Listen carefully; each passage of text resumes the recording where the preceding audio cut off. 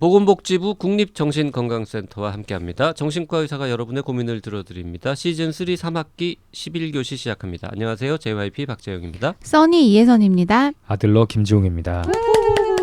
네. 어느새 11교시째 같이 하고 있네요. 그러게요. 네.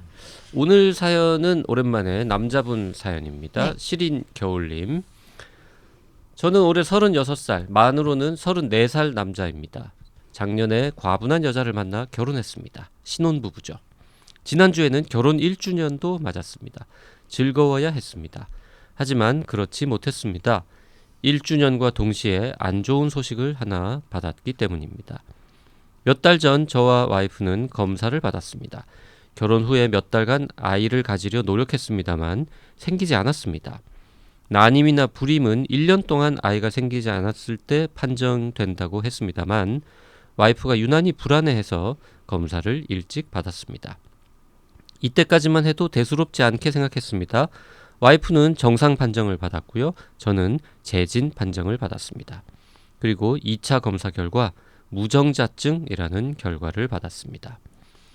받아들이지 못했습니다. 동네 병원이라서 잘못됐을 거라 생각했습니다. 그래서 유명한 병원을 찾아 다시 한번 검사를 했습니다. 염색체 검사, 호르몬 검사 등등.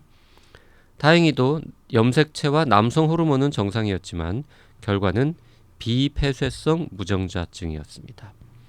미세수술적 고환내 정자 채취술이라는 시술을 받게 되었습니다. 하지만 그 또한 결과가 좋지 않았습니다. 저에게는 생식 능력이 없었던 겁니다. 바로 그 결과를 저희 결혼 기념일에 받아들여야 했습니다. 한국에서 불임으로 유명한 3대 비뇨기과 의사 중 한 명이 내린 결론이기에 아마 틀림없을 것으로 생각됩니다. 와이프는 가족으로 인한 상처가 많은 여자입니다. 버림받는 게 세상에서 가장 무서운 사람입니다. 저는 그런 와이프를 보호하며 평생 함께하기 위해 결혼을 마음먹었었습니다. 그리고 안정된 가정을 경험하게끔 해줄 수 있기를 바랐습니다. 하지만 저는 그럴 수가 없습니다. 저 스스로의 상실감도 적지 않습니다만 와이프에 대한 미안함이 큽니다. 결혼 전에 알았더라면 좋았겠다라는 생각이 듭니다. 운동도 자주 하고 술, 담배도 안 하는 저에게 왜 이런 일이 생기나 라는 억울함도 듭니다. 스테로이드 투약한 적 없고 항암이나 방사선 치료도 해본 적이 없습니다. 그런데 왜 나란 놈의 몸은 이런 문제를 안고 있어서 와이프를 힘들게 하는 걸까요? 저희 부모님과 장인 장모님께는 대체 뭐라고 말씀드려야 할까요? 생각에 생각이 꼬리를 물고 마음을 진정시키려 해도 진정이 되지 않습니다. 나로 인해 가장 가까운 사람이 같이 나락으로 떨어진 것 같아 죄스러운 마음만 듭니다. 왜 모두가 저로 인해 힘들어져야만 했을까요? 나는 왜 이런 상황에 놓여져 있는 걸까요? 앞으로 어떻게 해야 할까요?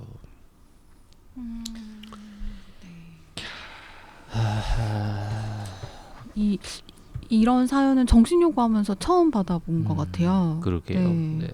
네.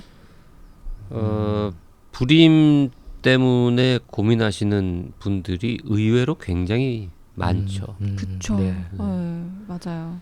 그리고 뭐 원인이 여성 쪽에 있는 경우, 남성 쪽에 있는 경우, 그리고 원인을 아예 못 찾는 경우 등등 해서 맞아요. 굉장히 많고요.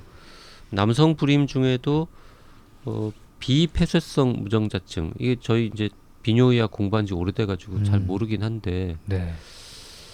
아마 이렇게 좀 시술 받은 거 있잖아요. 이렇게 고안해서 뽑아내서 좀 모아가지고 이렇게 시험관하게 하고 이런 방법들을 쓰면은 임신 가능한 경우들이 꽤 있는데 지금 이분은 이제 그것도 잘 안 되는 것 같다. 네.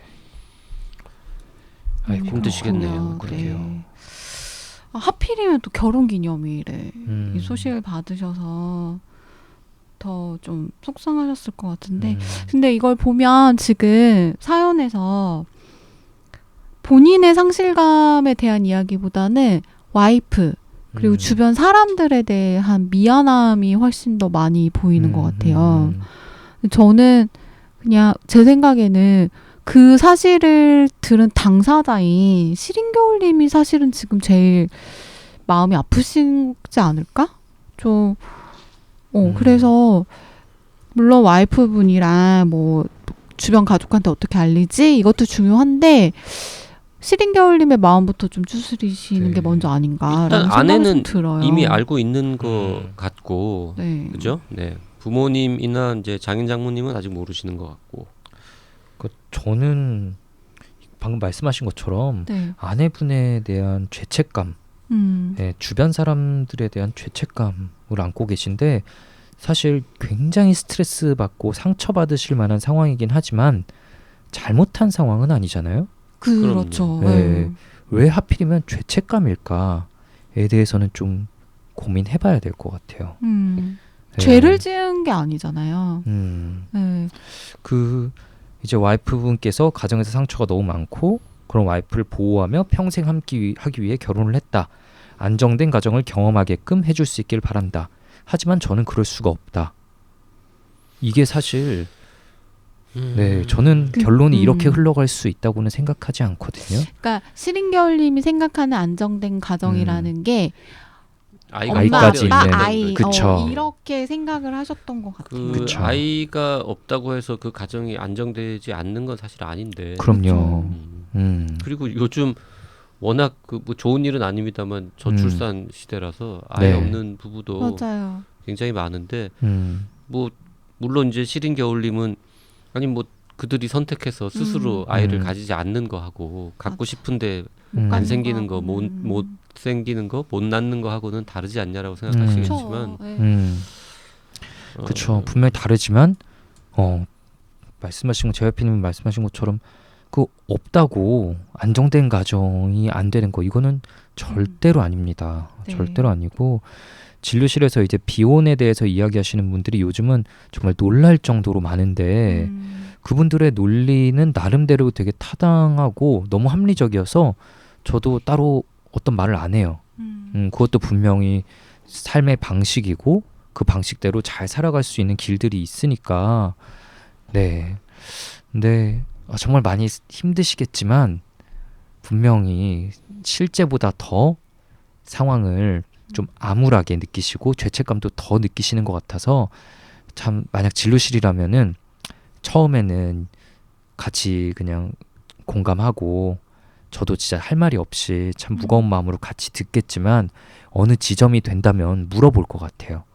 왜 이렇게 힘들어 하시냐에 대해서. 그 사실 지금 단계에서는 뭐 어떤 조언도 귀에 안 들어오실 것 같긴 합니다. 그래서 일단 좀 시간이 좀 필요할 것 같고. 일단 저도 시린겨울님이 본인의 마음을 먼저 이렇게 좀 챙기시는 게 우선인 것 같아요. 사실 얼마나 본인은 스스로 충격을 많이 받으셨겠어요. 그러니까 그거조차 수습을 못하고 있는 상황에서 주변의 다른 사람의 마음을 수습하려고 하는 건 본인도 여력이 안 되실 것 같고 그건 좀 두 번째 일인 것 같아요. 그러니까 지금 저희가 할 수 있는 이야기도 그렇고 주변에 혹시 이거를 이제 아주 가까운 뭐 친구나 누구한테 얘기를 하면 다들 똑같은 얘기 할 거예요. 아이가 없어도 가정은 행복하게 잘 꾸려 나갈 수 있다. 그리고 아이한테 쏟을 사랑을 아내에게 더 두 배로 쏟으면 되지 않냐. 뭐 혹은 정 아이를 필요로 하면은 입양을 하는 방법도 네. 있다. 뭐 등등의 이제 조언들을 누구나 다 하실 텐데. 또 뭐 반려동물도 있을 수 있고요. 그럼요. 네, 그래서 그런 조언들을 누구나 할 텐데 그 어떤 조언도 지금 뭐 이렇게 사실은 와닿지 기쁘거나 않으실 와닿지는 거예요. 않으시겠죠. 그럴 시기죠. 네. 네, 그럴 시기인데 이 시기는 분명히 지나갈 거고요. 참 저도 반려동물과 입양에 대해서도 이야기하려고 했었거든요. 네, 분명히 더 행복한 가정, 더 단단한 가정을 만드는 방법 중 하나고 입양 아이와 함께 정말 즐겁고 행복한 시간, 행복한 삶을 만들어 나가시는 분들 정말 많습니다. 그리고 이제 사람들이 이런 사연 들으면 또 그런 말도 하죠. 야, 입장 바꿔놓고 생각해봐라. 아내가 문제가 있어서 아이를 못 가지게 되면 너 지금 네가 아내를 미워하고 막 그럴 거냐? 안 그럴 거 아니냐? 네. 그런 것처럼 너의 아내도 음. 너의 그런 문제 때문에 아이를 못 갖는다고 해가지고 이게 음. 처음엔 충격이지만 결국 지나고 나면 두 사람이 더 잘 지낼 수 있는 뭐 이런 식의 이제 조언들을 하실 거거든요. 그쵸. 네. 네. 지금 이제 엄청나게 충격적인 얘기를 들으셨잖아요. 네. 이렇게 충격적인 얘기를 들으면 사람의 마음은 이제 퀴블러-로스가 죽음의 5단계 이야기한 거 그것과 비슷한 과정을 거쳐 나갑니다. 네, 처음에는 부정, 그럴 그다음에 리가 분노, 없어. 네. 네, 그다음 타협, 우울, 수용 이 5단계를 거쳐가게 되죠. 지금 우울의 단계를 좀 거치고 계신 게 아닌가 싶고요. 분명히 이거를 그냥 있는 그대로 받아들이시는 수용의 단계가 무조건 오실 거예요. 지금은 정말 나는 안 될 것 같고 앞으로 다 망가질 것처럼 느껴지겠지만 네, 그 감정에는 공감하지만 또 지나갈 거란 거는 명확한 사실이거든요. 네. 그 이런 분이 하여튼 그 시린겨울님 말고 굉장히 극히 드물지가 않다는 게 그나마 좀 작은 위안이 되려면 될 텐데 이제 JYP는 경우는 다릅니다만 어쨌든 결과적으로는 저는 아이가 없는 이제 두 부부만 살고 있는 사람이고 제 주변에는 간절히 아이를 원했는데 이런저런 이유로 결국 아이를 가지지 못한 이제 지인들 커플들도 꽤 있고요.